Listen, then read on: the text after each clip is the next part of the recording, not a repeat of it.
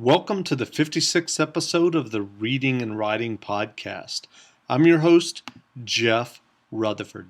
Stay tuned for my interview with Paul Malmont, author of the Chinatown Death Cloud Peril, Jack London in Paradise, and Malmont's latest novel, The Astounding, the Amazing, and the Unknown.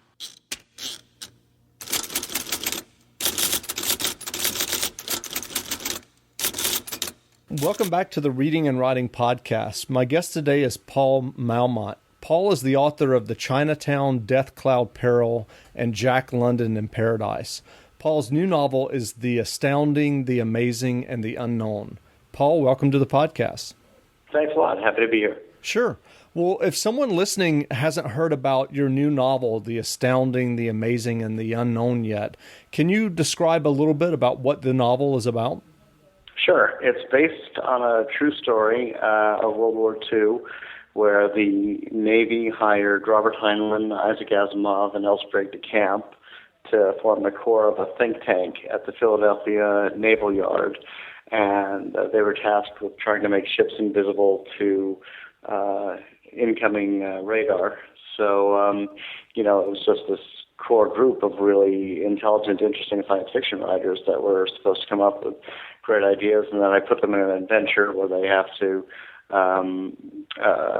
race the Nazis to discover the secret to a Tesla weapon left over from the early 1900s that may have the capability to destroy a fleet of ships at sea. So it's a World War II adventure featuring some of your favorite Golden Age science fiction writers, but it's also a tribute to the Golden Age of science fiction. Great. Well, I guess as a card-carrying geek myself, I had known that Isaac Asimov had worked with Heinlein during World War II, and I knew that from reading Asimov's kind of monstrously huge 2-volume autobiography. I'm curious how you discovered the factual background behind the novel.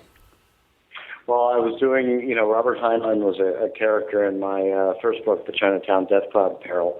Wasn't such a lead character as he is in this one, but in doing all the research about his life, I came across the fact that he had worked with Isaac Asimov and L. Sprague de Camp, and I already knew a little bit about the legend of the Philadelphia experiment, which came out of the same time period and actually the same location, the Philadelphia Naval Yard.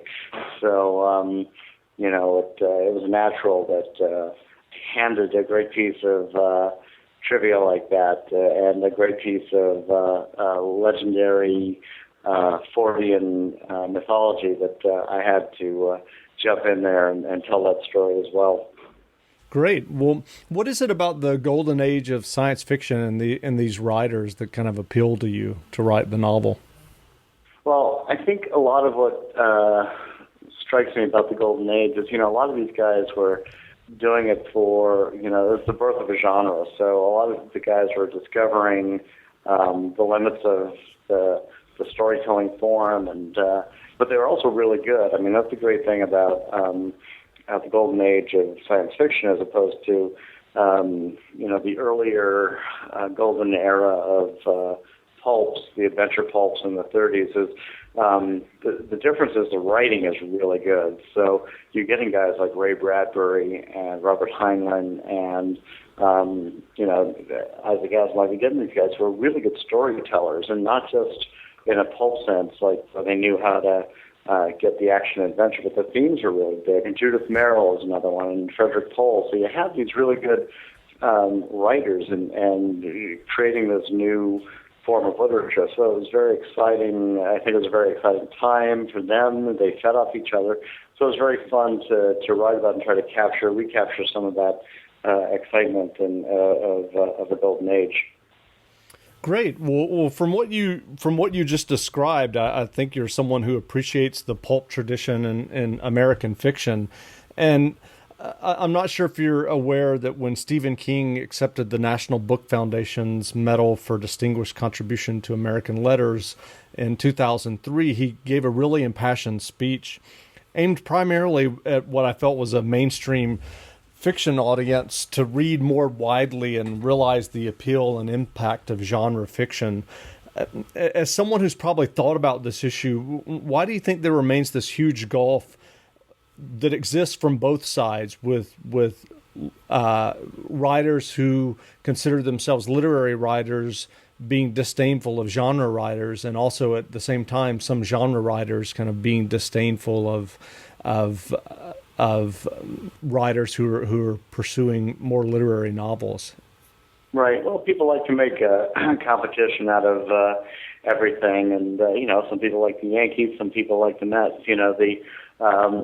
In literature, the vast bit of criticism and the vast body of education has been focused around the American canon, which includes Philip Roth and John Cheever and Raymond Carver and some of these other people, and that's kind of dominated the intelligentsia over the last 50 years. But there's I think that the impact of that group of criticism, not the authors so much, is kind of dwindling as people realize that it's okay to like something that's also popular, and it's okay to like something that is fun. That's one of the things that in my two books I've tried to stress again, that reading can be fun, and it used to be, and it got to a certain point where I think some people just kind of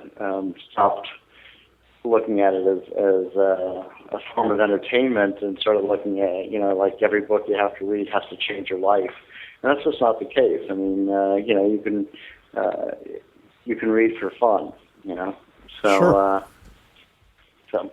Well, short answer. Okay. Well, do you think there are specific genre writers that you've read that you think are worthy of a new kind of critical rediscovery, similar to what's happened in the last 20 years with Jim Thompson or Philip K. Dick? Yeah, I mean, absolutely. Obviously, he doesn't need my help, but Stephen King certainly is, needs to be, I think, reevaluated, and he certainly has been recipient of some reevaluation in his genre too. I think Neil Stephenson is definitely putting out, great literature as well as great genre material. Ian Banks.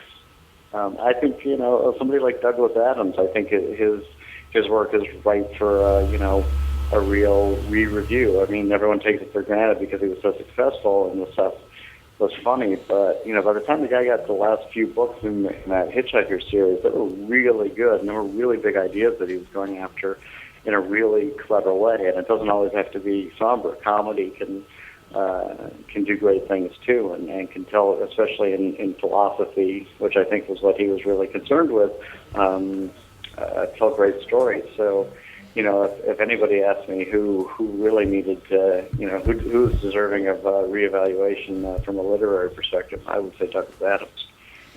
Interesting. When you have a chance to read for pleasure, what have you been reading lately that you've particularly enjoyed?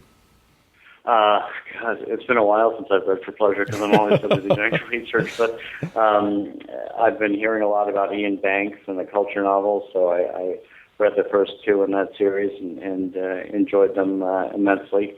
But those are literally the last two books that I've read in the last year that haven't really been about something that I'm researching.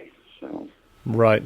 Well, what is your writing process like? Do you outline extensively, or are you more of an organic writer that kind of sees where the story takes you? And also, kind of related to that, before you published your first novel, how did you kind of manage your time? Did you, when you were, I assume, working, another job, did you write early in the morning or late at night, or how did that happen? Well, I'll tell the answer to the first question. I'll answer the second part of the question first. With my first novel, I did have a job. I actually still do have a day job.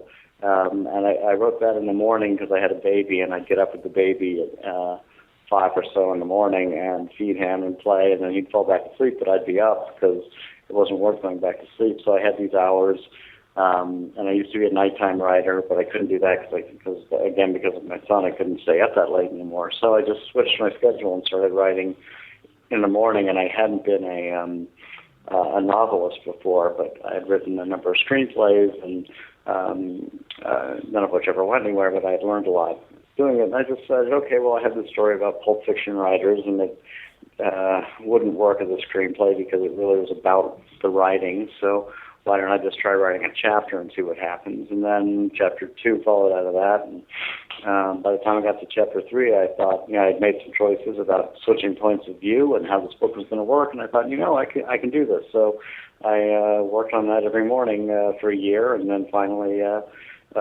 had a book. And then since that one was published, now it's a going concern. So I write, nights and weekends, and but I still have a day job in advertising, and I'm at 5 days a week, and it's a full-time job as a creative director.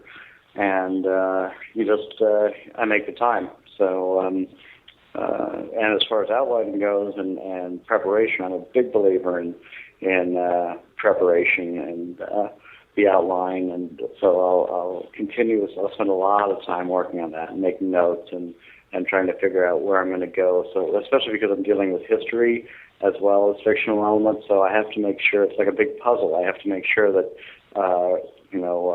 I'm plausibly putting my fictional characters in the places that their real-life counterparts were and positioning them for the future that we know lies ahead of them. So I can't do that without a lot of preparation. Great. Well, what advice do you have for aspiring writers who may be trying to publish their own work or get their own work published? The advice is just keep at it. I think there's a big market for writers. It's a weird time because there are so many.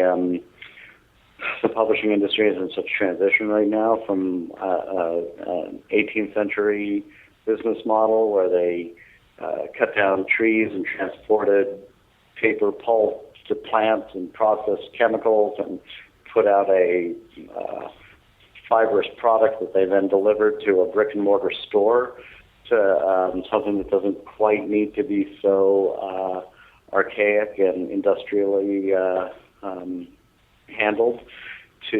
So there's definitely some changes, and even in the 5 or 6 years that I've published 3 books, I've seen we just lost Borders last week. Huge things are going on, lots of big changes. So there are opportunities, and my advice to anybody is that there are still people who want your book, and there are still agents who want to sell it, and there are still publishers who want to put it out. And in some ways, publishing is still the most democratic way to get your voice out there and share your vision. It's easier than say film or television or some of the more collaborative art forms. And there is definitely a need for product and stuff to fill the shelves. But the shelf space is more limited now, so I would also recommend looking at some of the other distribution models, like ebooks and things like that, that where some other authors are turning. I mean, I think that's going to be a big part of all of our future. The question is the where in there is the curatorial, editorial aspect going to fit, so that you still know that you're getting something of value and quality as a consumer. But for writers, I would definitely be open to everything. I think it's a good time. It's just a challenging time. Sure. Well, what are you working on next? Are you ready to talk about or hint about it? I'm still trying to get people to read The Astounding, the Amazing, and the Unknown, and I'll be working on that for the foreseeable future. And there might be a sequel to this one, a planned sequel to follow some of the characters a little bit further into their lives and futures, but that's more up to the audience at this point than it is to me. So we'll see about that. Well, great. Well, where can readers find you online? They can find me at paulmalmont.com or thatamazingbook.com. They can also find me at Twitter at Paul Malmont, or P Malmont, I'm sorry, at P Malmont. and on Facebook. Great. Well, again, we've been speaking with Paul Malmont. His new novel, The Astounding, the Amazing, and the Unknown, is available in bookstores now and available as an ebook. So, Paul, thanks for doing the podcast. Thanks so much.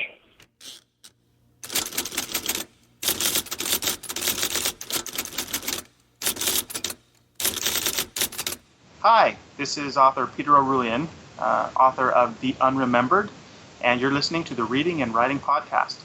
Thanks for listening to my latest podcast. If you have a chance, please leave a review of the podcast in iTunes. It only takes a moment. Until next time, read some good books and be well. Susan, it's so great to finally be able to get together again. Oh, it sure is. And I really appreciate you picking up the bill. I'm happy to. I've got the extra cash. Since we've all been driving so much more again, I've been using Get Upside, the free gas app that pays you cash back for every gallon of gas you buy. Wait a minute. Are you saying you actually get paid cash when you buy gas with the Get Upside app? Yes, up to 25 cents a gallon, cash back every time I buy gas. Does that actually add up to anything? Some months I make $200 to $300. Wow, that's serious extra cash. I'm downloading the free Get Upside app now. Download the free Get Upside app now in the App Store or Google Play to save up to 25 cents a gallon when you buy gas. Use promo code PHIL for a 25 cents a gallon bonus on your first tank. That's up to 50 cents a gallon on your next fill-up. You can cash out anytime to PayPal or an e-gift card for Amazon and other brands. Just download the free Get Upside app and use promo code PHIL for a 25 cents a gallon bonus on your first tank. That's code PHIL.